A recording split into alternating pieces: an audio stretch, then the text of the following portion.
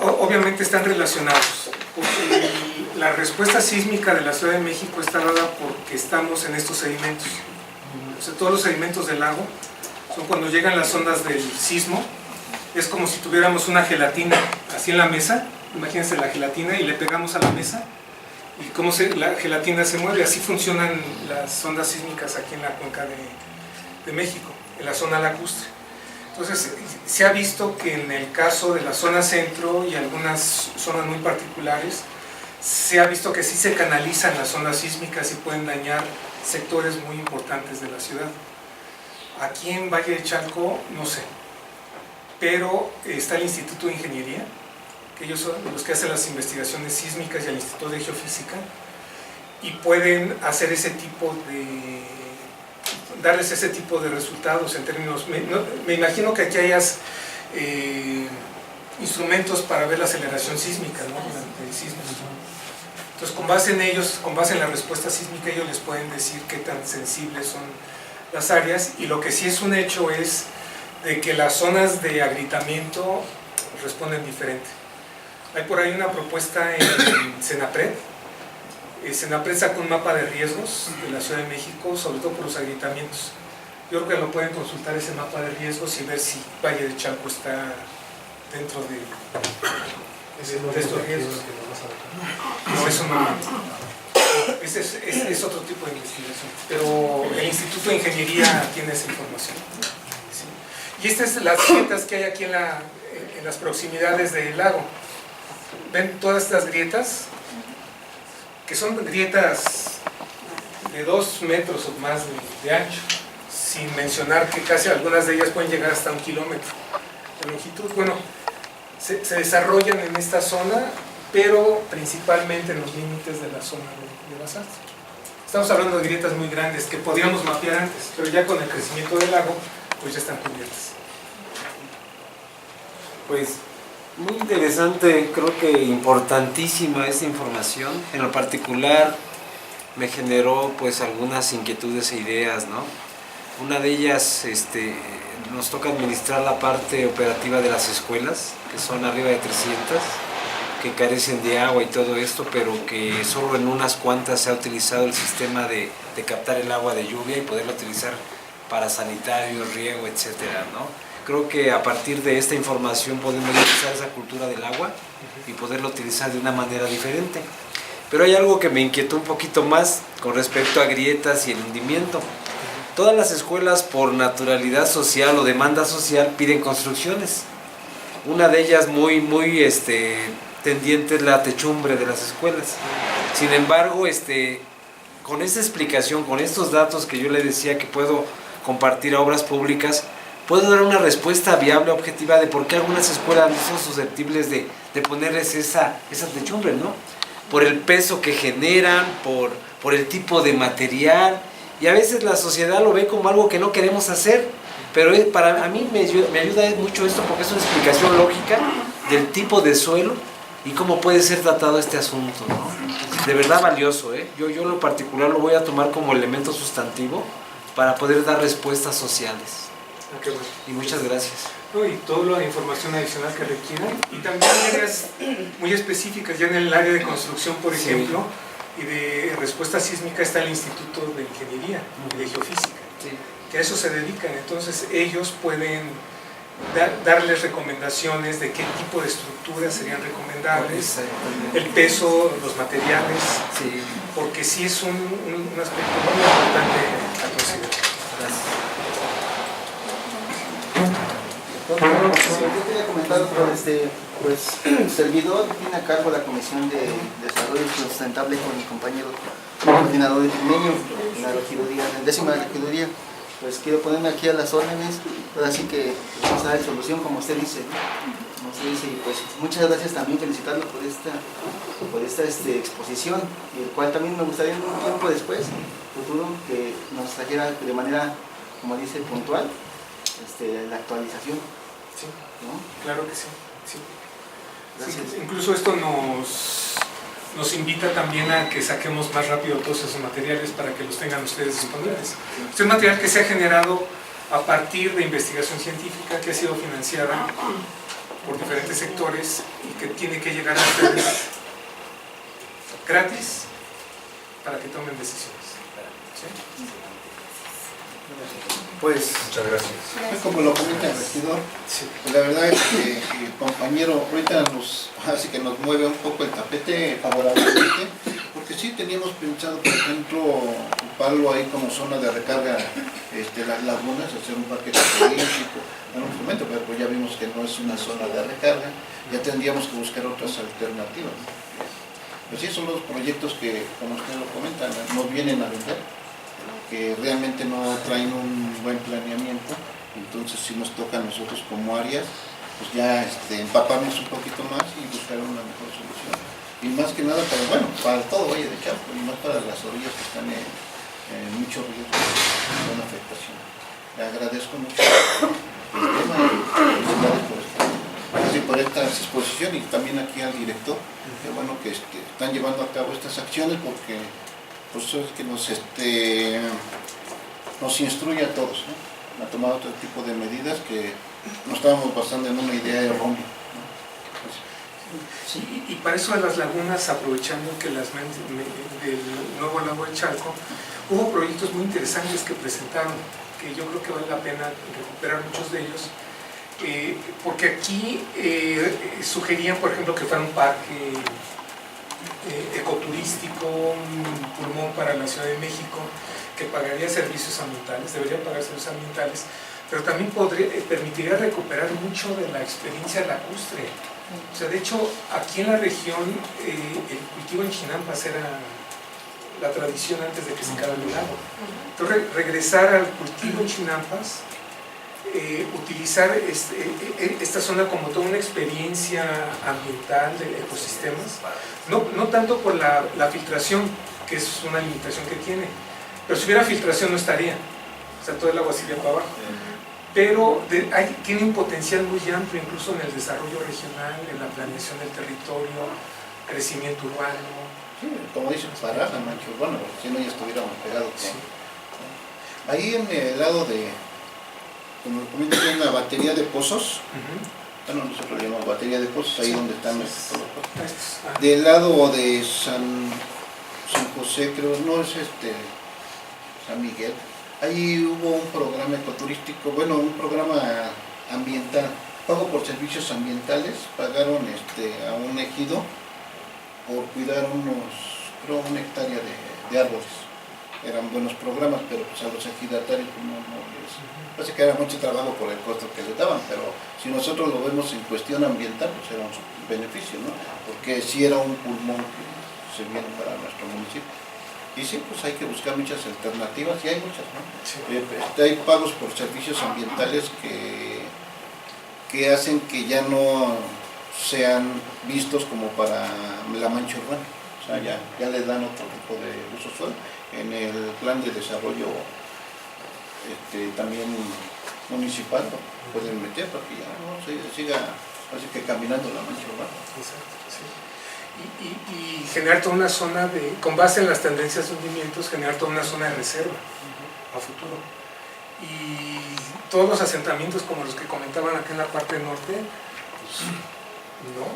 De hecho, aquí debería ya de definirse una urbanización cero prácticamente, para evitar problemas a futuro. Y soportado en la información que se tiene, o sea, que todo sea armónico. Y bueno, si este lago lo quisieran desarrollar la Ciudad de México, imagínense en Texcoco, donde está el lago Carrillo, lo quisieran hacer, la cantidad de dinero que se tendrían que gastar sería de miles de millones de pesos. Fácilmente se tendrían que gastar unos 5,000, 10,000 millones de pesos para hacer después de varios años. Entonces aquí ya se generó de manera pues asociado con el bombeo, pero ahí está. Entonces es algo que le pueden ustedes meter muchísimo en términos del beneficio ambiental, beneficio ecológico, social, porque además toda esta zona, generando zonas adecuadas de cultivo en chinampas, regresando a la tradición chinampera, podrían producir sus propios alimentos aquí regionalmente, lo que llevaría también a dar trabajo a muchos jóvenes, muchas familias, o sea, regresar a muchas de esas experiencias ya que la gente trae en sus raíces. Y otras es de generar todos los aspectos de educación ambiental, que es algo que no tiene la Ciudad de México, ni el Estado de México. Bueno, sí tienen por ahí experiencias aisladas, ¿no? Pero todo eso de todo un proyecto de educación ambiental. Tenemos mucha área. Tienen mucho aquí ustedes para aprovechar adecuadamente. Doctor.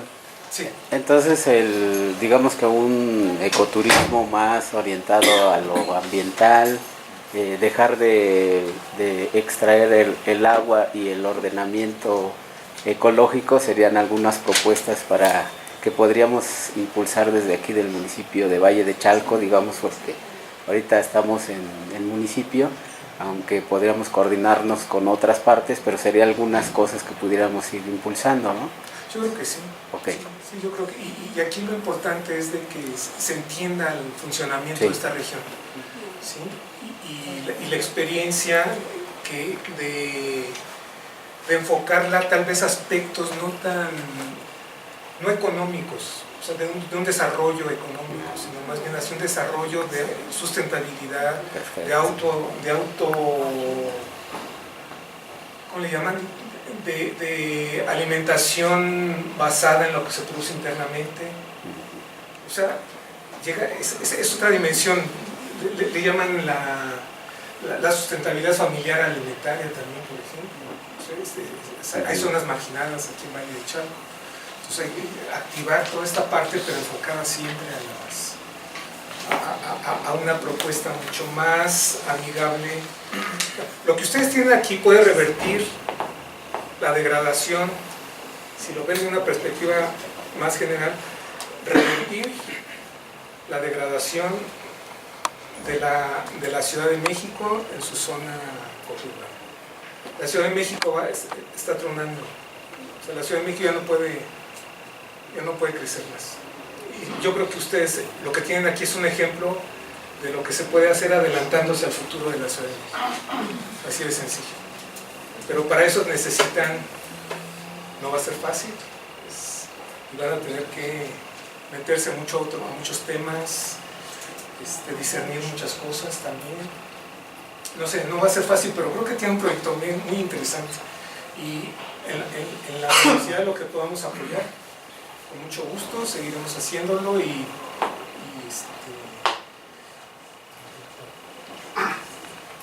Entonces, cuando no es temporada de lluvia, si no sirve para recargar, ¿los niveles bajan por la evaporación de agua? ¿O por qué cuando no es temporada de lluvia la baja los niveles? Buena pregunta. La respuesta es que no sé, la verdad. Porque nunca nos hemos puesto a hacer el balance de qué ocurre con la evaporación. Yo creo que gran parte del agua se sigue extrayendo por bombeo, ¿no? Se sigue bombeando hacia el norte, hacia el canal de la compañía, ¿no? Solamente Sí. cuando suben los niveles. Mucho los niveles. Sí, Pero nada más se rebombea la parte pegada al cerro. Lo que es la laguna, Esa se mantiene. Sí. Hay mucha evaporación, pero si se evapora si fuera evaporación excesiva, ¿De cuánto baja cuando baja más o menos? sí. La verdad no sé.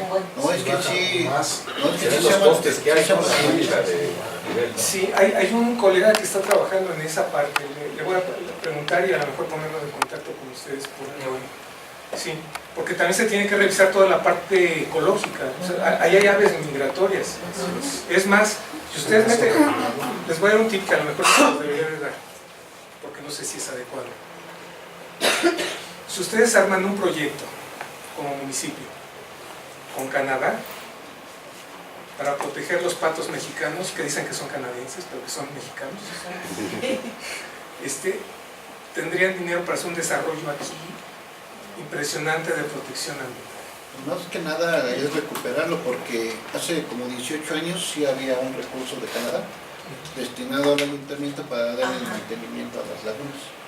Pero como ya no le dieron mantenimiento, se perdió. Y hacer, por ejemplo, esas obras que comentábamos, de profundizarla, tratarla, llevársela, no es adecuado porque rompe con el equilibrio natural, o algo que está, digamos, es artificial, pero digamos está funcionando.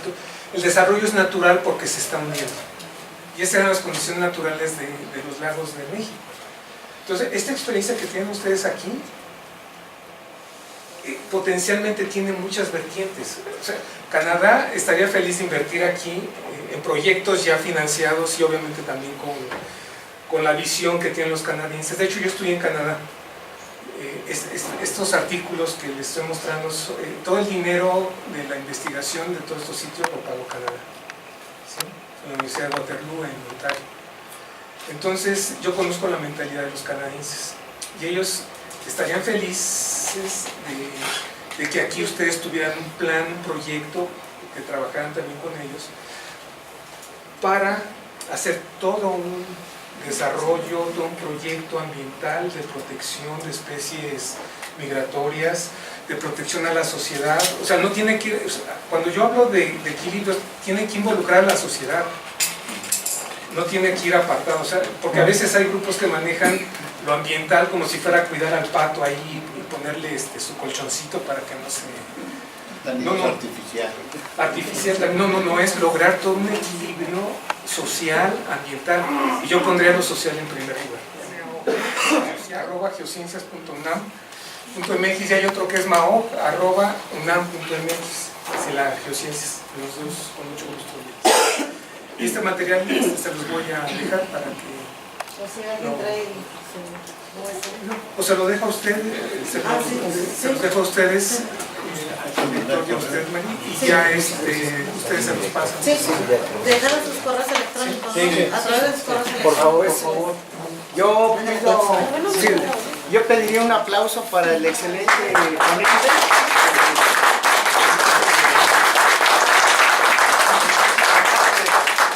Del doctor Marcos Adrián Ortega, quien nos ha compartido que esto es un asunto que debe ser contemplado de una manera integral, en el cual la sociedad, la autoridad y las instituciones educativas podrían colaborar de manera conjunta. En este caso, la ciencia y la técnica a servicio, digamos, del hombre, de la sociedad, podría marcar la diferencia en futuros años. Y bueno, agradezco nuevamente que se haya tomado la molestia de venir desde tan lejos. Salió bien temprano, muy seguramente desde Querétaro, para poder llegar aquí puntual y podernos compartir sus amplios conocimientos. Muchísimas gracias, doctor. Gracias. Gracias a los compañeros del equipo de la Dirección de Desarrollo Sustentable, en especial a la compañera Mari y a todos los demás compañeros que también integran la dirección.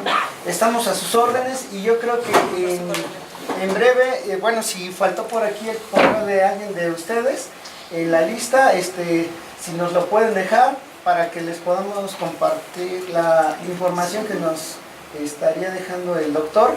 Y pues también estamos nosotros como área a la orden para poder avanzar en este aspecto, ¿verdad? En concreto.